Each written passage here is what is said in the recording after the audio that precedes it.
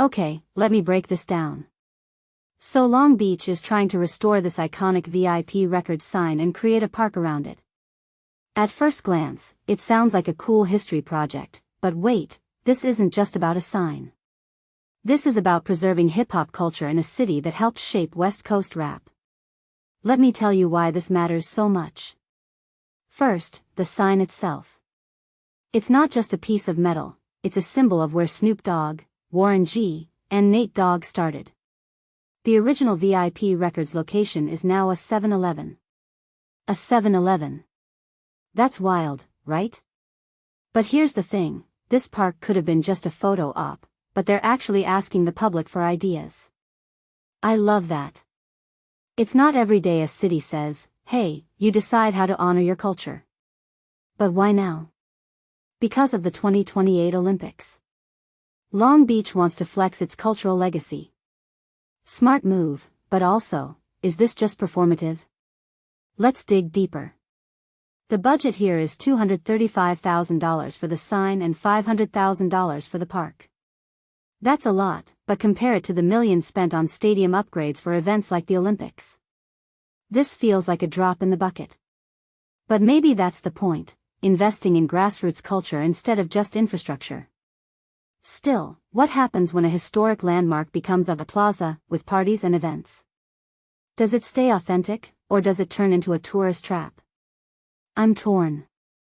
On one hand, accessibility is key. On the other, commodifying hip-hop culture can erase its raw roots. Now, Kelvin Anderson, the founder of VIP Records, has been pushing for years to turn this into a museum with a studio and restaurant. But the current plan doesn't sound like that. So is the city just checking a box? Or is this the first step towards something bigger? Personally, I think Anderson's vision should have been the blueprint.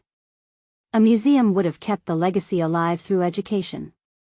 The park's cool, but unless there's a way to teach the next generation about the Dog Pound's origins, this feels incomplete. And here's the kicker, the sign's been in storage since 2018. 6 years. That's how long it's taken to get here. The delay makes me wonder how much the city actually prioritized its own history. But hey, better late than never? Maybe. The bigger issue is how cities treat cultural landmarks. New Orleans struggled with preserving jazz history, New York's lost tons of hip-hop landmarks to gentrification.